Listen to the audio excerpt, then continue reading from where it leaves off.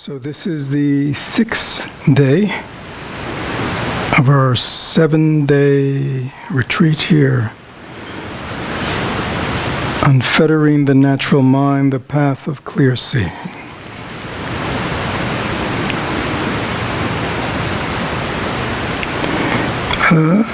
Practitioners have always, for retreat, gone to places of beautiful natural setting, to mountains, to forests, to deserts.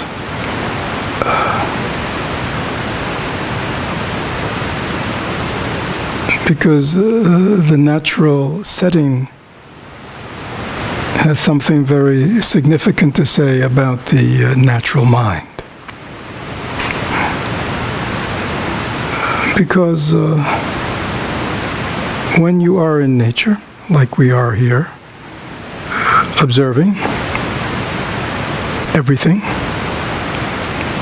trees, plants, birds, animals, insects, streams, and creeks, and sky, and rain, we might say there's an incredible amount of things going on, right? And yet nobody's in control.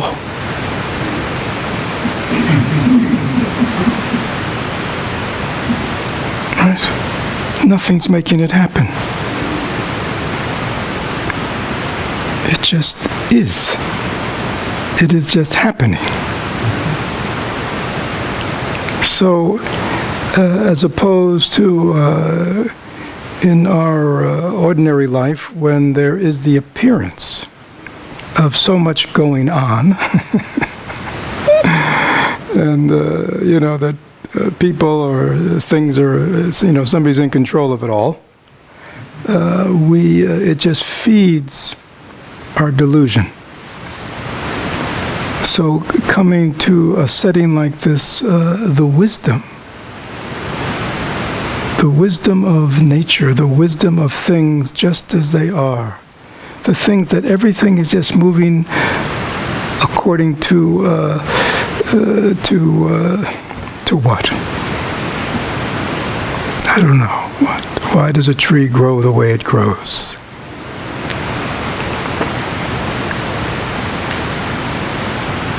This morning I watched a chipmunk eating a piece of fruit I had discarded.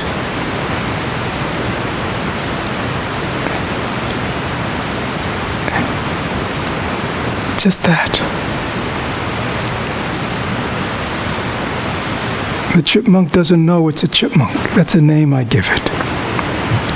It just is.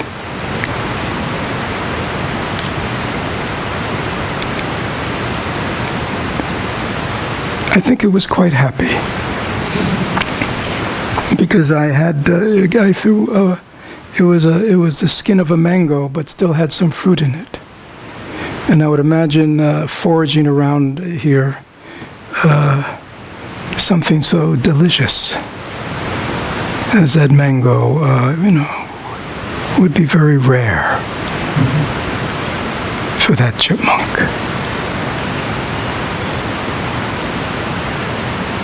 But it wasn't thinking anything, was it? It was just being a chipmunk, whatever a chipmunk is. Right? It didn't have to do anything. Right? So being in again, the key component, of course, is we can be in nature where everything is just unfolding in this total spontaneous, natural, unplanned unfolding. And if we are present, and if we are aware, and if we look deeply into the experience that we are having, it's all right here. We don't have to read a book. We don't have to hear a teaching. But if we are not aware, if we are not present, if we're God knows where, lost in some dream within a dream, we'll never notice and we'll never get the teaching.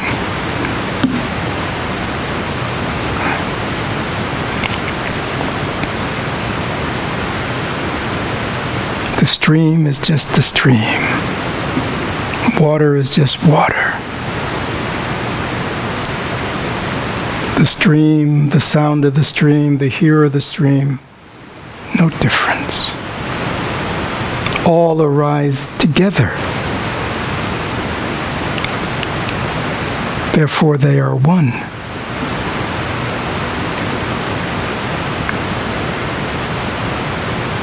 Many people think when they hear things about oneness or interconnection or interbeing, they think there's something I got to do. Right? I want that. I better get very busy doing something. Right? I'm going to go out to nature and connect to it. A weekend in nature so I can feel connected. We already are connected. We are nature. We are this. It is nothing that you have to do. This is the essence of this teaching. There is nothing you have to do. There is something we have to stop doing. That's all. Right? Lost in the dream last night, you have all kinds of thoughts and adventures and experience and even thoughts in a dream, and you have feelings and lots going on. And as soon as you wake up, it's gone. And you see all along, where have I been? In bed. In my bed. I never left my bed. I've always been here. Cozy and warm. Right? And that dream I had of this going on and that going on and this drama and that drama was just imaginary. It was just the plaything of the mind. Right? Sleepers awake. Sleepers awake.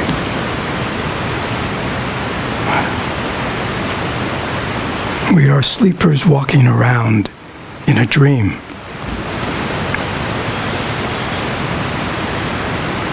When we awaken from the dream, we see we have always been home. We have always been here.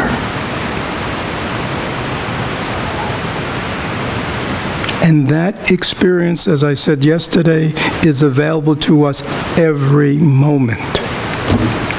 If you are practicing for some future experience, when you will have that moment, that is a fantasy. That is a mental event. That is a blockage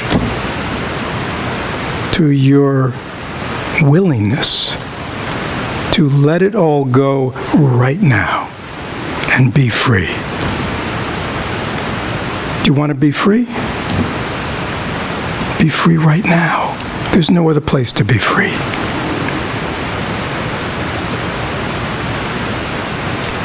For 6 days, we've had the clear, incisive instruction from Nuden Dorje telling us exactly in the simplest words and over again. You notice over, and I'll continue today. He goes at it this way. He goes at it that way. He endlessly weaving the same pieces of fabric.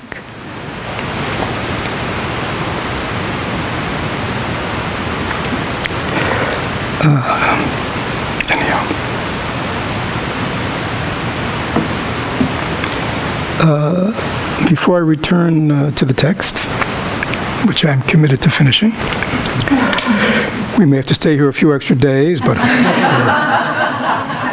sure everybody is, empty of attachments. No problem. Just go with the flow. But let me just say something for those who have not been on retreat with us before. Traditionally, on the last morning of retreat, instead of our usual chanting service like we've been having, we have either a transmission or a recitation of what's called the 5 Buddhist precepts, or as they're called in the Thich Nhat Hanh tradition, the 5 mindfulness trainings. and the three refuges. Let me just say, is there anybody who does not know what that is? Okay. So again, this really goes back historically to the time of the Buddha, when the Buddha was a living man wandering around in his part of northern India. And of course, many people were deeply moved by their encounter with him, by his teachings, and said, "We want to be your students. We want to follow you. What do we need to do? What do we need to do?" And so he developed a very simple formula, which is, and again, we've been reciting it every morning, the three refuges. So he says, in a very simple ceremony, take into your heart, I take refuge in the Buddha, I take refuge in the Dharma, I take refuge in the Sangha, and commit to living your life guided by, in terms of your conduct, these 5 Buddhist precepts, or as they're called in the Thich Nhat Hanh tradition, mindfulness trainings. He's changed them from precepts because he felt precepts is too much like commandments, something from the outside, as opposed to the idea of training means it's something that it's an ongoing process of training in, and it's also that the training is only possible because one has to be mindful of one's conduct, mindful of one's speech, and mindful of the consequences of one's conduct and speech. So he calls them mindfulness trainings, which gives it a different emphasis. So let me quickly say something about what that means. As I said on an earlier day, the Buddhist path, even though there are kind of various lineages and traditions, but we can say all of them, that it is a complete book. It has a beginning, it has an end, and it has many chapters. And it is not, like lots of works of fiction, you often feel, there's a plot, and then, 2/3 of it is filler. There's no filler.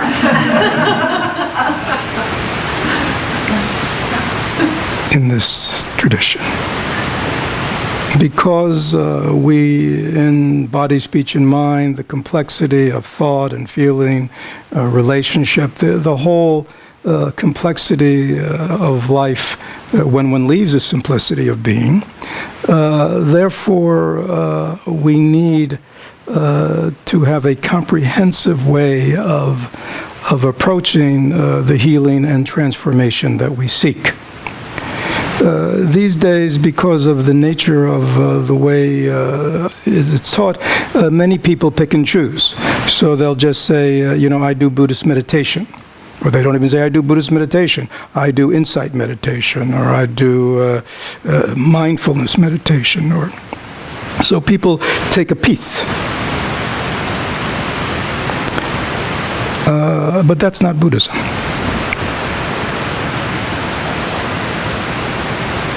Right? Just like reading a chapter, reading the 7th chapter in a 20-chapter book is not reading the whole book. You don't get the whole flavor of it. Right? So if one is, again, and it doesn't, I'm not saying that somebody can't get benefit from a piece, right? I mean, you could, in an anthology, you could read a chapter and say, wow, it's pretty good. But it's a very different experience than reading the whole book from beginning to end. So therefore, this formulation of taking refuge in the Buddha, Dharma, Sangha gives the complete picture of what it means to enter the Buddha's way. And what does that mean? To take refuge in the Buddha, it's really manifest in what we've been receiving in teachings. On the one hand, there is this pristine historical lineage going back to the Buddha, right? This pristine teacher-disciple, going back to the Buddha,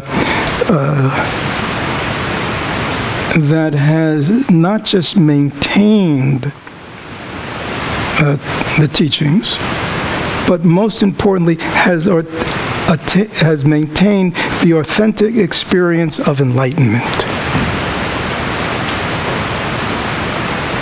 The Buddha did not teach from his learning. The Buddha did not teach from his studying. We do not know if he had ever even read a book. The Buddha taught for 49 years only from his experience. As you have heard all week, this mind, this Buddha mind, this true mind, this awareness is not only empty and luminous, it has the power, forgive the word, of knowing. There is a basic intelligence and a knowing that this mind brings to every situation. It is the place from which enlightened teachers teach from. So, on the one hand, there is this historical tradition of teachers, masters, going back to the Buddha, that we take refuge in. Right? Refuge means what? Refuge means there's a storm going on. Right? I want a safe place. Right? I want to get out of the rain. I want to get out of the storm. Refuge. Safe harbor. So that's, on one hand, we're taking refuge in the Buddha means to take refuge in that historical lineage with deep respect and love. But what it really means, and you're learning it in retreat, is to take refuge in the Buddha means to take refuge in your own true nature, your Buddha nature, which hopefully by now you're beginning to learn. Hopefully, and many of you had a little taste or touch or awakening to that or a glimpse. Or at least for those just even an intellectual standing, just to know. Right. I no longer take refuge in this flickering consciousness of thought. I no longer take refuge in my egocentricity. I no longer take refuge in my issues.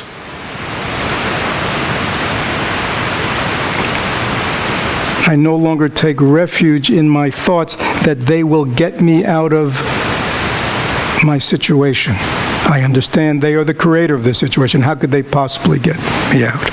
I take refuge in something else that is in me. My true nature, my essential nature, my mind, my awareness. Is that clear? So that's refuge. Right. That's where I go. The Dharma is the expression of this Buddha mind and the expression of the enlightened teachers, which means it is the teachings and the practices, right? It is the teachings and the practices that have the capacity of showing us clearly the truth, show us clearly the situation we're ensnared in, and show us clearly the path out. Okay, it is a complete teaching about our situation and a complete remedy for it. It is the Dharma. Okay? Now, again, to take refuge in the Dharma doesn't mean you never, it's only Buddhism. It doesn't mean that. It doesn't mean you can't ever read another book or go here, access the wisdom of other traditions. But it means I'm no longer shopping around. I'm no longer a grazer. Right? There's a place where I'm going to be doing most of my eating, where I'm going to get most of my nourishment. Doesn't mean I can't go to other places, but I kind of have decided, there's enough here to me to last a lifetime, just to get this. Okay. And then the third piece, which is very important, And one of the hallmarks of Thich Nhat Hanh is his emphasis on this, which is Sangha, community. There are many people who, let's say, have Dharma. They read the teachings, they've studied the teachings, it makes sense to them, they may have a meditation practice. But if they don't have the real deep connection to the Buddha and to their true nature, and then if they don't have the support and the nourishment of a community of like practitioners, it is very difficult to practice. As Thich Nhat Hanh says, he actually says these days that even though traditionally Buddha and Dharma have been sort of most important of the three jewels and sort of Sangha is like supportive of, he says that these days Sangha is most important. It's very interesting. This is because the deadening forces of our culture, the excessive accessibility of diluted messages is so overwhelming, right? Is so pernicious and persistent in our environment that without the support of a community, without the support of involvement in Sangha and practice centers and things like that, to maintain a consistent, meaningful practice is almost impossible. So he says Sangha is very important. We have to take refuge in community. When we have the three refuges in our heart and in our life, and again, this is not about joining a cult. This is much different than that. When you have the three refuges in your life, in your heart, then practice is easy. Right? You have the lineage, you have the example of the teachers, you have these awakened teachings, you have very clear and precise instructions, you have a community, a group of people to practice with, to support with, to nourish each other. Right? It's all there. But without it, it is any of the three jewels, it is difficult. So those, just very quickly, are the three refuges. And then the 5 mindfulness trainings, it's sort of at the basis in our lives. And this is, again, another thing. I mean, many people, again, will practice a piece of the Buddha Dharma. They'll study it. They'll do certain kinds of meditations, but they never take the 5 trainings. And they wonder again why they don't have any real realization or why their life doesn't change. Because the 5 trainings or the 5 precepts speak directly to the most essential ways that we are conducting our life, which means here in the actions of our speech and our body, and how, if we are not mindful, we can use the actions of our body and use the actions of our speech to create suffering, conflict in our life. And therefore, when there is conflict in our life, when there is all kinds of stuff going on in our life, it affects our minds. Our minds are what? In conflict. Always up and down, always some kind of struggle or crisis. And often that is because of the way we're living our life. Very simple. So we want to get the simplest foundation of the way we conduct ourselves in this life to be impeccable. And the simplicity of these 5 trainings or precepts is they all are around one basic principle. Do no harm. Do good. In all the actions of body, speech, and mind, do no harm, do good. Do not kill. Do whatever you can to protect life. Right? Do not take what does not belong to you, including the earth. The earth. But nourish and support and respect things that are not yours. Do not engage in improper sexuality, which means don't use your sexuality just only for your own use without any thought of the harm or what you're bringing to another. Do not abuse and misuse intoxicant substances, whatever, because when you do that, it confuses the mind, and when it confuses the mind, then lots of other things unfold in that intoxicated or confused mind state. Also, do not use intoxicants to modulate your mood. Because oftentimes your mood that you're trying to modulate is created by the wrong actions of your body, speech, and mind. Take care of that one first, and you won't need the substances to moderate your mood. Right? And finally, it is the precept or the training around speech. Obviously, and this is very important, because obviously, as human beings, the primary way we relate to each other is what? With words. And words have the power to do harm, and words have the power to do good. So learning to guard the activity of our speech is very important. So these, very simply, is the 5 mindfulness trainings. Are there a couple of... So we will be transmitting tomorrow in the mindfulness trainings of the Thich Nhat Hanh tradition, copies of which are up front. Just look. I'll put the marker right. Ribbon. Okay. Usually people ask, again, these are not commandments. They look at them and they say, oh, I can't keep all of these. Well, if you could keep all of these, you wouldn't have to take them. Right? I mean, we take them because we are making a commitment to do our best to live by them and grow with them and train in them. Is that clear? So that's very important to understand.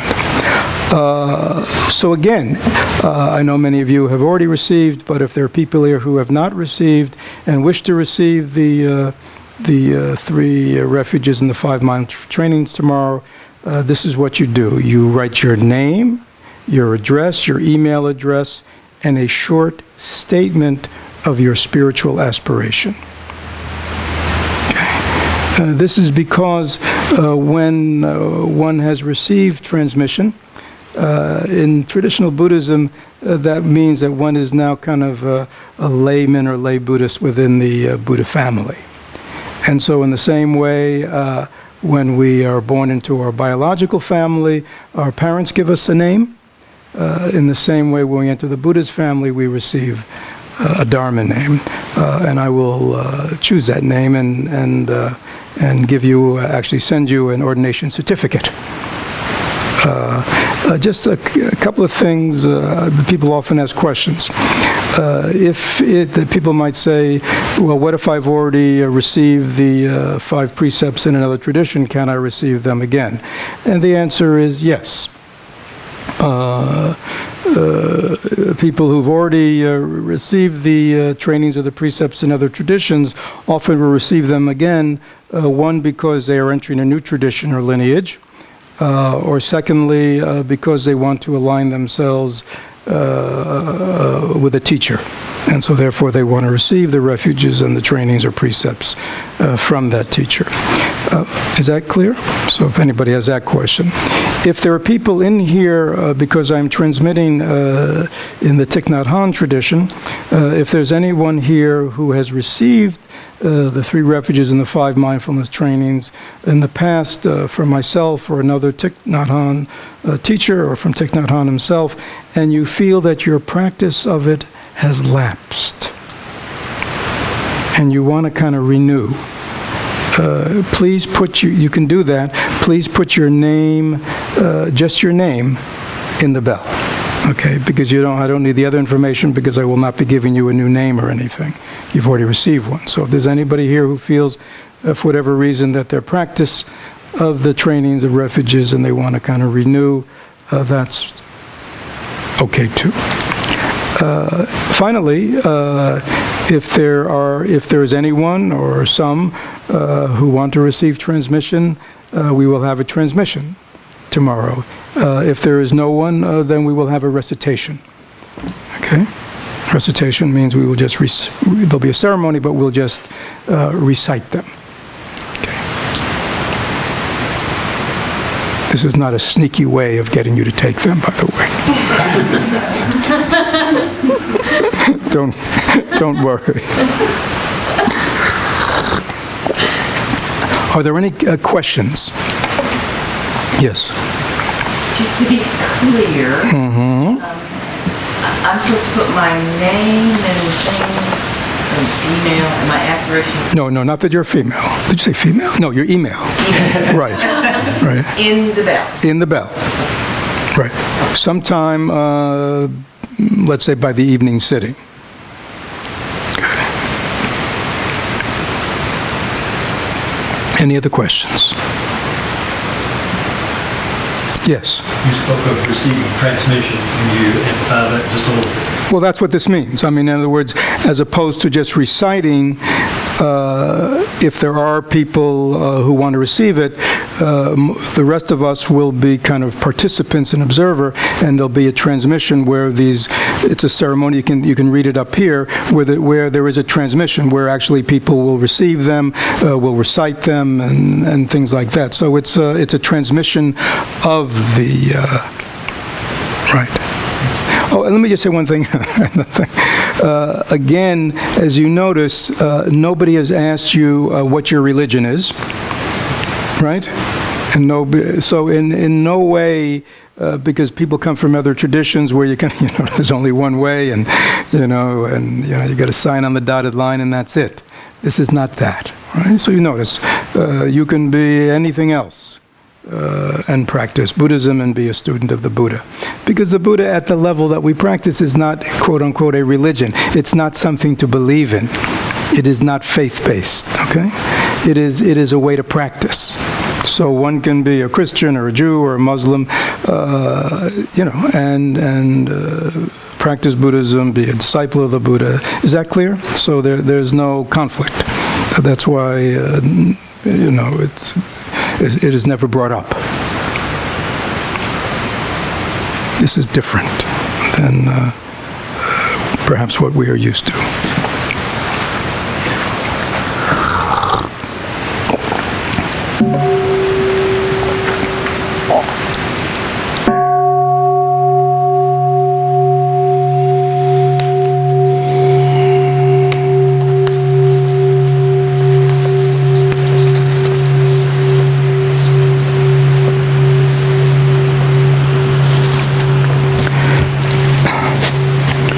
So if I remember correctly, our last verse was, the flow of confusing thoughts cannot be stopped, just like the wind or a waterfall in the mountains. Now we all, having been here in Southern Dharma, we all understand that. Therefore, towards whatever arises, however it arises, maintain the natural state of open awareness. Does that sound like where we ended? Or is it all beginning to sound sort of the same? Now, this is so important because many people think their meditative practice is about stopping the flow of confusing thoughts, right? That's my practice. And even if they've been told 1,000,000 times that that's not the goal of practice, they still are endlessly bothered, pissed off, frustrated, disappointed, because still, when they look in their mind, what do they see? The endless flow of confusing thoughts. True or not true? Please pay attention. The flow of confusing thoughts cannot be stopped. Right? If we sent Sam out and said, Sam, that creek down here, right? right? Which I've never seen flow like it is flowing this morning. It is just wonderful. This is the one by Kuan Yin. I mean, it's not a creek anymore. What do you call it when it gets like that? Anyhow, if I said, Sam, would you please go out there and stop that creek? Sam would have his work cut out for him. Right? And even then, it would still find some way to get around. One cannot stop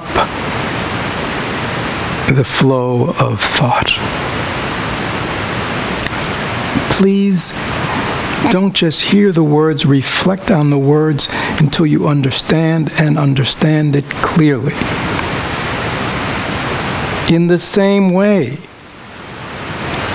right? If during the work period today, Moses said, our job today is to stop the flow of all the creeks. That's our job today. If he said, our job today is to stop the wind. Okay? Claire was just laughing. This is the silliest thing she ever heard. And yet, because we think our thoughts, our own very special thoughts. In other words, as Ken would call it, my thoughts. My wonderful, brilliant, idealistic, intelligent, perceptive thoughts. Yes, they can never be stopped. They are not special. They are not a special kind of phenomena. Okay. Therefore, right? The therefore is predicated on understanding the first. Is that clear? Don't jump over the first.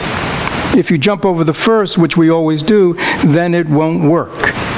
You have to understand the flow of thought is unstoppable. Therefore, towards whatever arises. Now we're going to take this slow. Even though we've heard it for 6 days, it is still, our ignorance is so deep. Our habit energy is so strong. Our addiction, right, Ken? Our addiction is so severe that even though we look right at it and realize it's just all a bunch of garbage, it only creates me misery, we will what? We will press that bar again, won't we, Ken? Next juicy thought comes along, we press the bar. Right? There are addicts who go to meetings, right? AA and NA meetings. And right afterwards, where do they go? They have a drink. Right? Nothing like a good AA meeting to work up a thirst.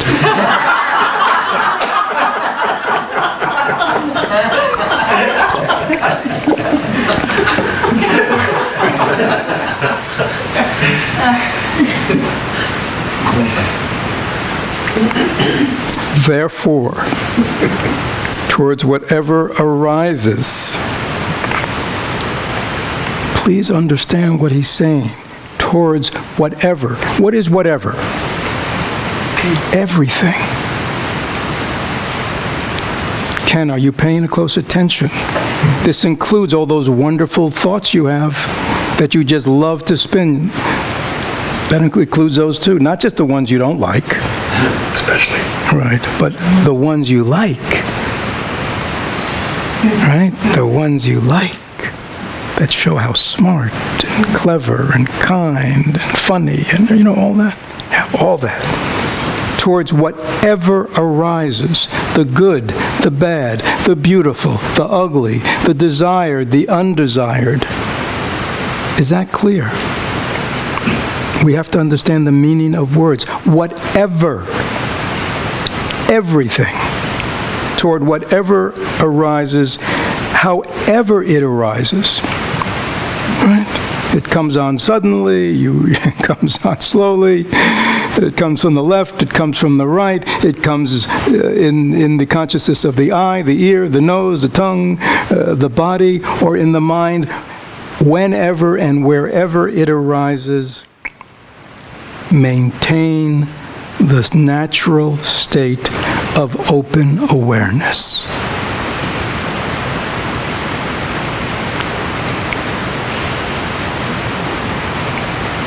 The mirror. The mirror. The mirror isn't blind. We're not talking about becoming a rock. We're not talking about becoming numb. Don't misinterpret this. The mirror sees everything. Right? Sees everything. It just holds it in awareness. It clearly reflects. That's what he's saying. This is a profound. Do you want to be liberated? Just follow these instructions. So simple.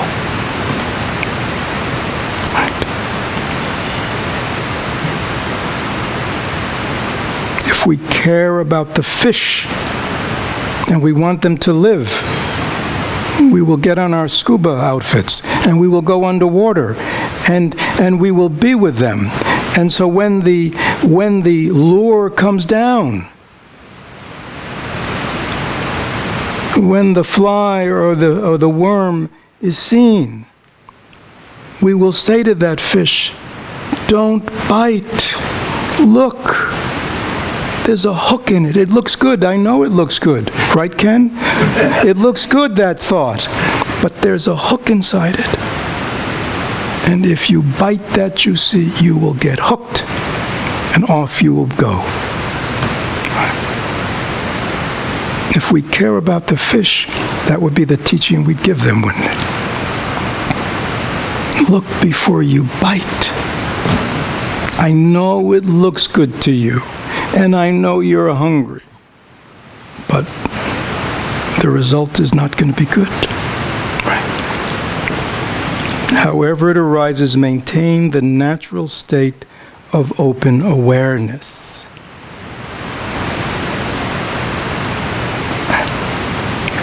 Open awareness means that in your life, whatever you're doing, right? Whoever you're with, you're present, you're open, right? But you don't, through the senses, contact is made with objects. Remember going back? Contact is made with objects, right? When we see, immediately, simultaneously, contact is made with an object, right? To rest in awareness means to just leave it at that. What more can be said? This is it. Right? You see the flower. You see it just as it is, don't you? You don't need to call it a flower to make it a flower. Right? You don't have to say it's beautiful to make it beautiful. Right? You don't have to point it out to everybody else to make it real. You don't have to compare it to other flowers, past, present, or future, do you? Isn't this enough? This is how it is. To anything arises. Yeah. Totally alive, totally open, totally present. Right? That's enough.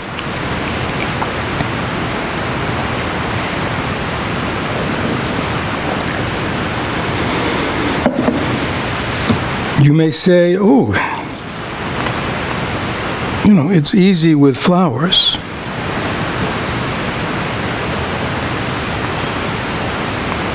I can hear Ken over there, but I run a center where we have addicts. Right? Not beautiful flowers, those people, right? Sneaky. Sneaky, sneaky. Addicts. Sneaky, sneaky. Always trying to get over, right? Been up to all kinds of stuff all these years.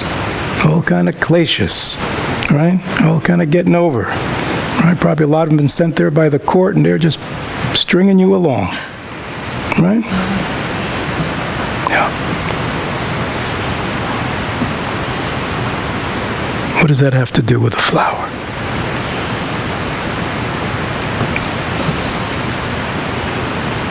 Wherever, whatever, we are simply present. When there is a knowing in this mind, right? So when I see the flower, right? Jun, you see the flower.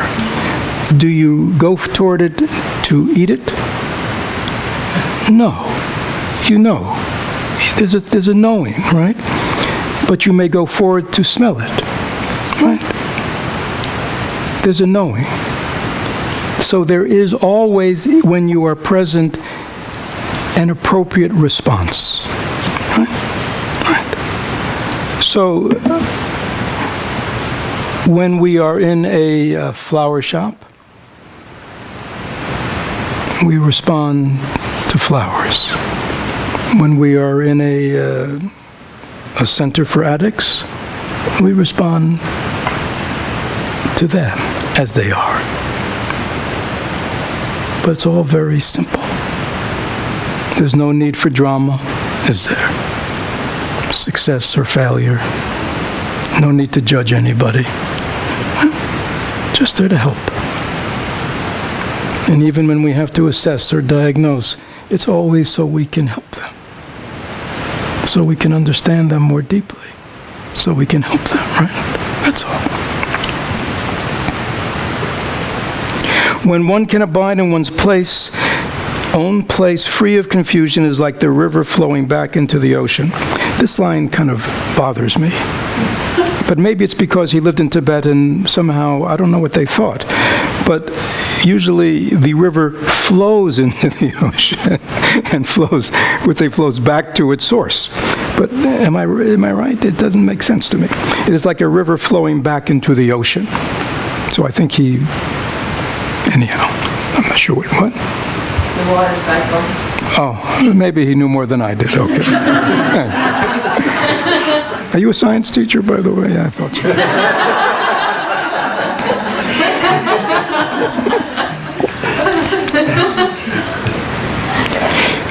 When one can abide in one's own place, free of confusion. Again, these are what are called pith teaching, very short, but very pregnant with meaning.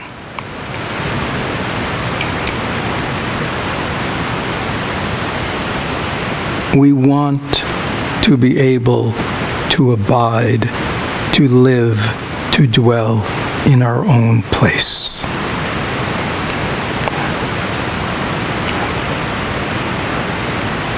That place that is truly us.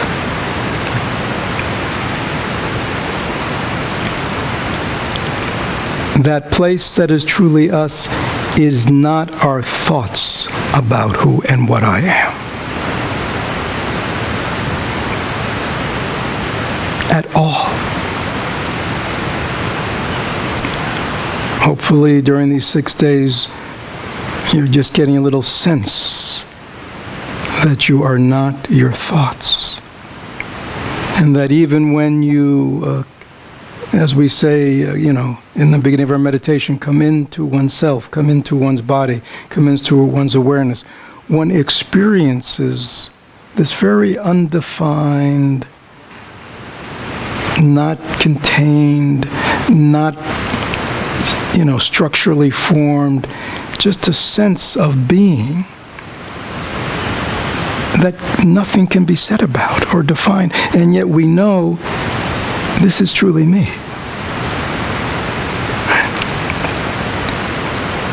When we know who and what we are, we will never be confused again. Right?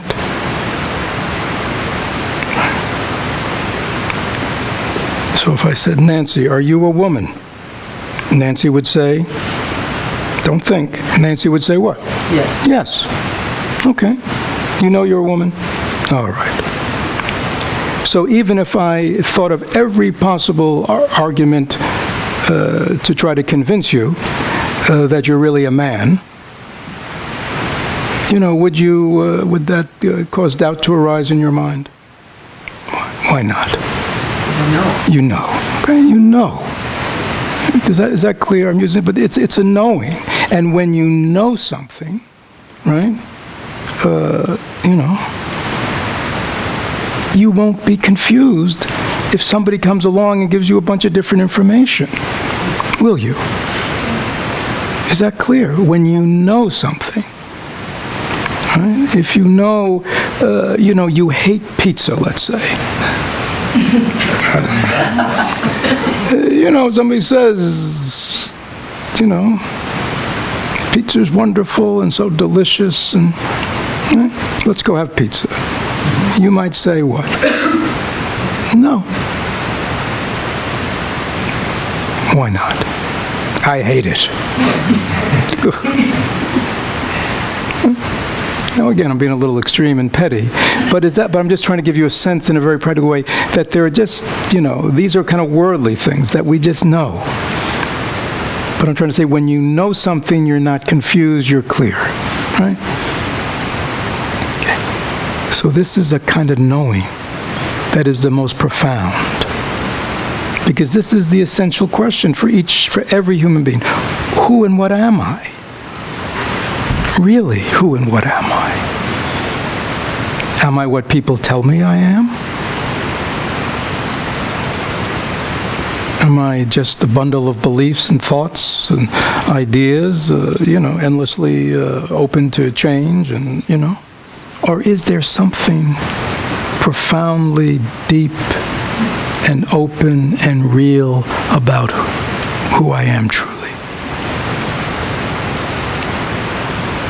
When one can abide in one's own place free of confusion, it is like a river flowing back into the ocean. Or I would say it is like a river flowing back to its source. It knows its source, right? In the ocean, lots of different streams, lots of different rivers, everything is kind of mixing, right? But at that source where it came out, it is pure.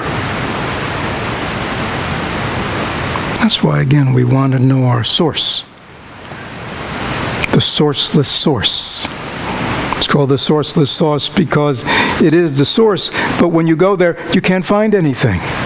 And yet, there's a knowing. Thoughts subside in their own place, so there's no need to seek smart solutions. I like that.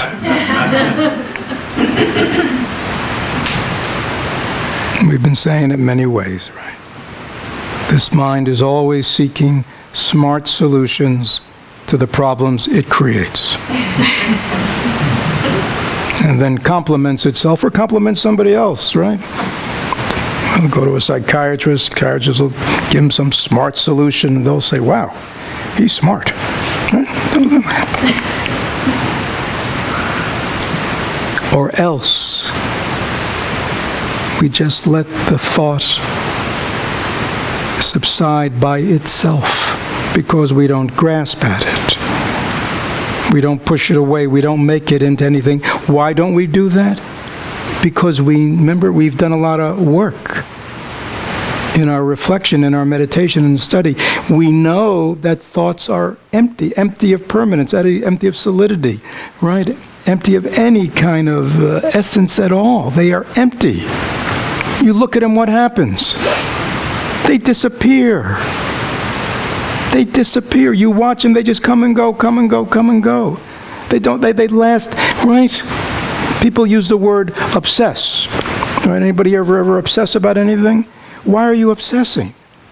Because thoughts aren't real. The only way you can kind of give a sense of reality of this problem you think you had is by repeating it over and over and over and over and over. As somehow you think if I keep repeating it over and over and over, it'll make it what? Real. Whew. This is real, this one. Right? It's not real. It feels real because we just have to keep repeating it. Because if you say it only once, who here likes to obsess? Anybody here a good obsessor? Right. Try saying a thought, an obsessive thought you have only once. There's no enjoyment in that, is there?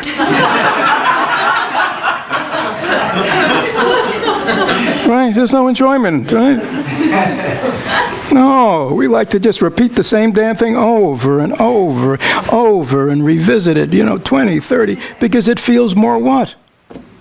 Real. Oh, this is a real problem. Right? Worth just repeating over and over and over and over, right? Minutes, hours, days. Could you open up a psychiatric facility for people who, There are many of them. Many of them. But it's considered normal. It's only when it really, becomes really wacko, right, that all of a sudden people seek treatment. But we go around obsessing all the time, and we think, people even here have said, right? People even openly share in sharing. I've been obsessing all day about this. Right? Nancy, right? I've been obsessing about the flowers for 4 hours. And we like Nancy. Right? And we think she's an intelligent, somewhat sane woman. And yet she publicly admitted that she, right? And we think, well, that's just normal. Right? We all do that, don't we? See, we all do that, yeah. 4-hour obsession, that's like nothing. There's some of us in here can keep it going for, 8, 10, 12 hours. There's some people in here obsessing about things that happened 15, 20, 30 years ago. For what purpose?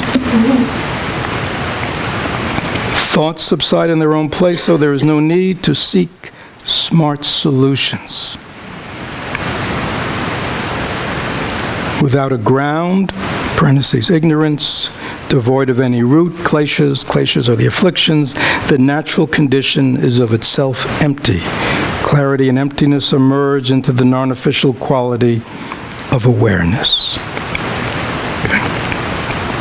So again, he's pointing to this other way, that if we don't rest in awareness, if we don't allow things to just unfold naturally and spontaneously without interfering, but when we are ignorant of the way things are, right?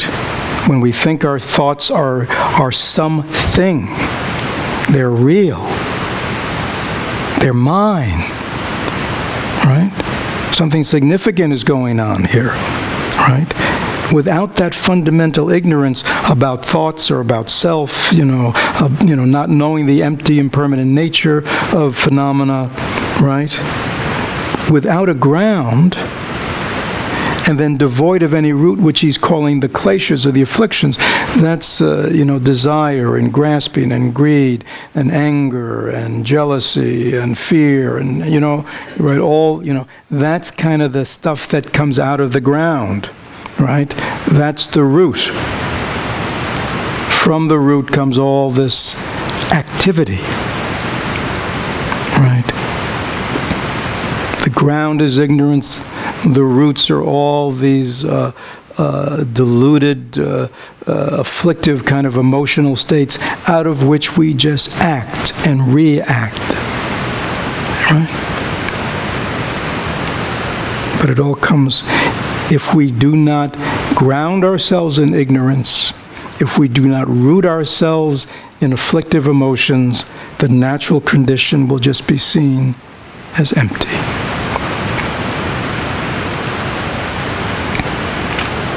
Keeping to the nature of whatever arises, there is relaxation free of grasping. Okay? And as I said earlier, for many people, relaxation, chilling out, is something they impose, right, on themselves. They tell themselves, relax, just relax. Come on, relax. Let go, come on, let go, come on, relax. Right? it's something we impose, or else, or I'll go do a relaxation technique. Right? I will do, let me do a physical. All right, fingers, relax.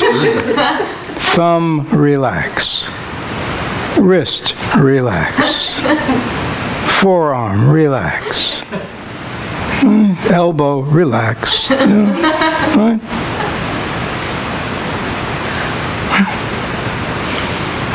Uh-oh, mine's not relaxed. Let me visualize a relaxing place. Florida. The beach. Oh. I'm relaxed. For how long? How long does it? How long do you stay relaxed? The next 5-10 minutes, an hour, a couple hours. It's right. Again, I'm not putting down relaxation. I used to do relaxation training, but this is something else. Okay, this is from the inside. This is a relaxation that comes because there is no grasping at all. The mind is unmoved. Whatever arises, arises. I don't create something out of nothing. And this doesn't mean everything's happy. There can be, situations in life that are difficult. People unhappy. There's death, and there's all kinds of situations that one just has to what? Be open and present to and deal with. That's all.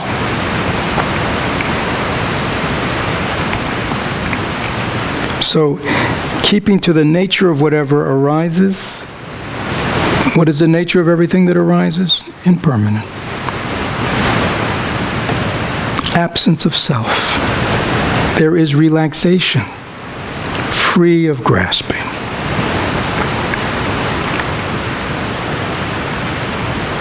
If your mind becomes steady, you don't have to maintain this with meditation. Is that clear?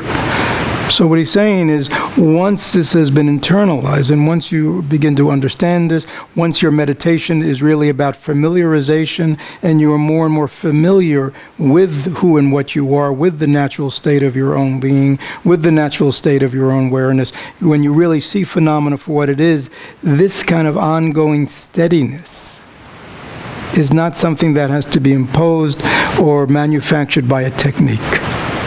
What technique? Meditation. Okay? Actually, a couple of years ago, I ran into somebody who was a Dzog-chen practitioner and shared with me a quote. I can't remember exactly what it was, but I'd never heard it before. I thought it was quite interesting. It went something like, I don't know, he said something like, the problem with worldly people is they don't meditate. The problem with practitioners is that they do meditate. Or maybe it was something like the problem that worldly people are not free from suffering is because they are not liberated is because they don't meditate. And the problem that practitioners aren't liberated is because they meditate. Because people turn meditation into a technique, something to master, something to use to control and manipulate experience. But I hope you are learning through the course of being just beaten over the head day after day. And for those who are feeling that way, only one more day. Yeah. And you'll be free of this. Right. There is a natural awareness. You don't have to create it, you don't have to make it, you don't have to do anything. It is always here. You just need to wake up to it. When do you wake up to it? Every moment.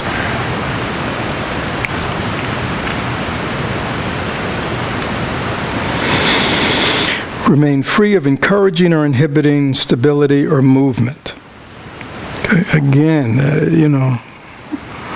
always, what are we doing?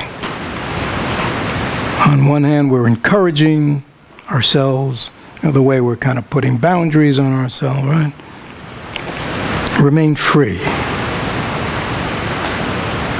Endlessly manipulating. Even remain free of stability or movement. This is another great fault of practitioners. They want things to stop. Right? They want their thoughts to stop, and they want to be calm. Right?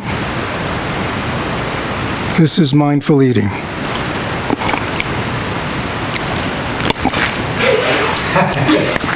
Tasting, tasting, tasting, tasting. Is that natural? No. Right. It's like, it's got to be very slow. We want to get let's control the environment, keep it perfectly quiet, keep eyes down, everything very slow and controlled. And in that environment, I can be what? Calm. Calm. Calm. Calming. Calming. Calming. Calming. Peaceful. Peaceful. Oh, this feels good.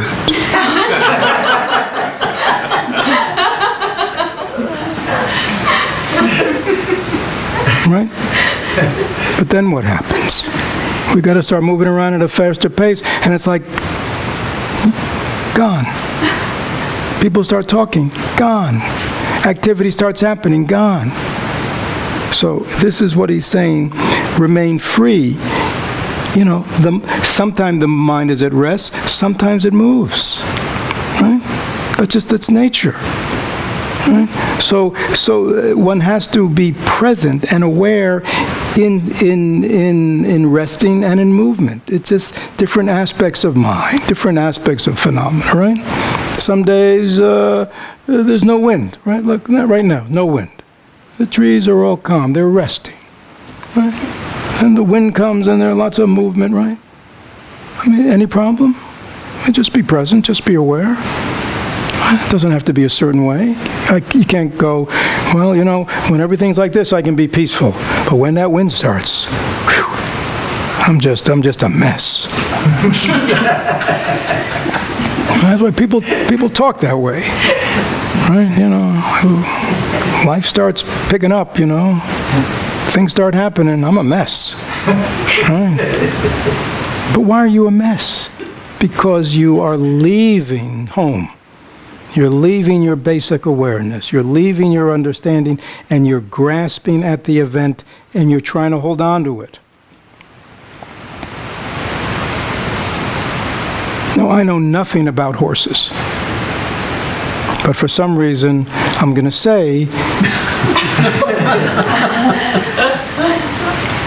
when a wild horse comes by, don't try to get on. Now that may be wrong. I haven't been around horses, but somehow I have this sense that would be a stupid thing to do. Claire is agreeing with me. That's a stupid thing to do. Let that horse run by. If you let that horse run by and don't try to jump on, everything's fine. That horse can run as wild as it wants, right? Just don't jump on. Things can be active, things can be busy, a lot can be going on in the world. People can be doing this and doing that, running here, running there. Just remain at ease. Not because you're indifferent, not because you don't care, but because you understand that it's all just what? Just motion, just activity, people running around.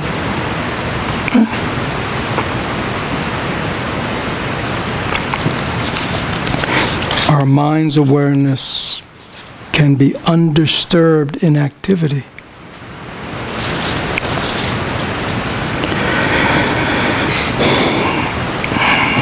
At the time of arising, thoughts support each other like a chain of friends. At the time of dissolving, they dissolve evenly in the vastness of openness. The ultimate nature of all phenomena is simply this.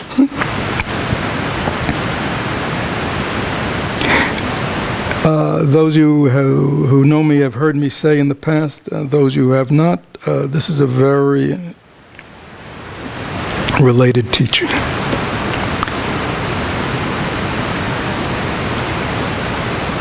First thought. A thought that arises, you are not producing it, right? It is just arising. It is just the activity of the mind, the display of the mind, just sending up a flare. Okay? The teaching is practice begins with the second thought. Is that clear? The first thought just arises. It's just an arising. What you do when that first thought arises is where practice is. Right? If when that first thought arises, when that first thought arises, if you greet it like an old friend and invite all the other friends to come join you, before you know you got a whole crowd and there's a lot going on. Thoughts support each other like a chain of friends. And yet, at the time of dissolving, they dissolve evenly in the vastness of openness. Poor Ken, he'll never sit up here again. Ken, in the course of your long life, have you had gazillion thoughts? Yes, I have. Thank God. Where are they all now? I have no idea. Yeah, they have dissolved. Every one of them dissolved. Right?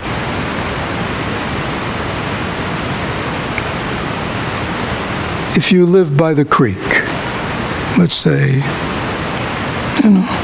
and every day Carol, 10 times a day, takes a cup of water from the kitchen, goes out to the creek, and pours it in. It's every day times 365 times 60 years. Okay? And if I said, Carol, where are all those cups of water that you very diligently poured into the creek? Where are they? Gone. Gone. Huh? Dissolved. There's something profound in that when we recognize that. The ultimate nature of all phenomena is simply this.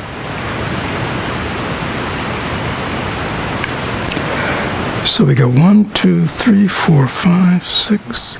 Well, the last 3 or 4, yeah, we'll do it tomorrow.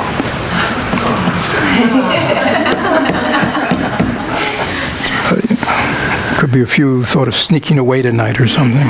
So make sure you come back to the last chapter of this serial adventure. So good. We will stop here now. We have 20 minutes. It looks like the rain has stopped, so we can do some walking meditation. Angie, would you do something, a guided meditation? It doesn't have to be, you don't have to top Darlene. You don't have to be profound or anything. Just, pick the strains, everything that has been taught and all the meditation. Well, let me finish my sentence. Everything that I mean, everything that has been taught and all the meditations, all just, we have to just keep training ourselves in over and over. So, again, what I'm trying to say is don't feel you have to be original or, do whatever you like, but just, take what we've been up to and put it together for people. Good. So Angie will do that.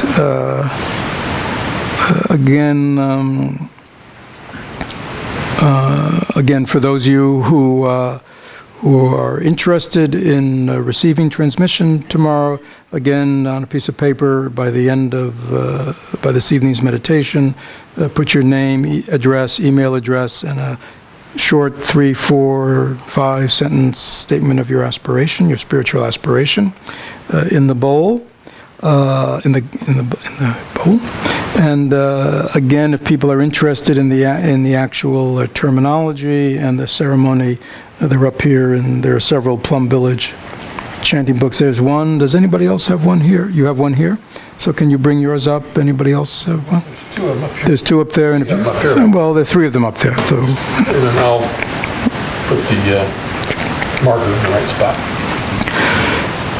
Good. So as all of you know, this, even though tomorrow morning is our final morning, this is our last full day of retreat.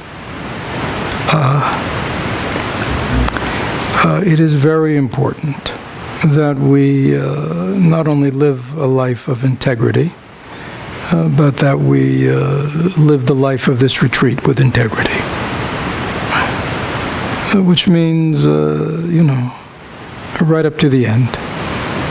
Right up to the end.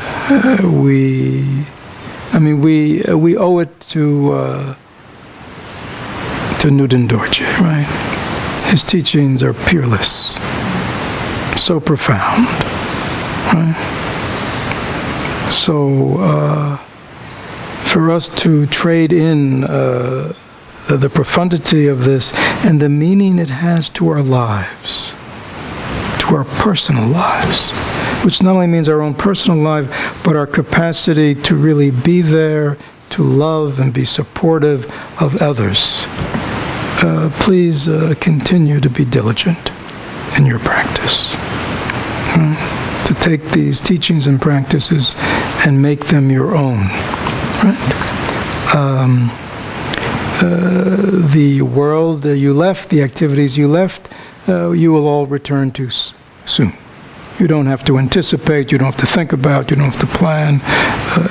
And again, not doing that is practice, not living in the future. So please, live today with integrity, right up to the end.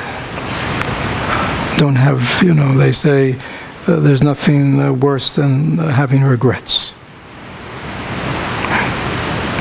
So don't have regrets about the way you conducted yourself at retreat. Just do your best. When I say, doesn't mean you're a fully enlightened Buddha.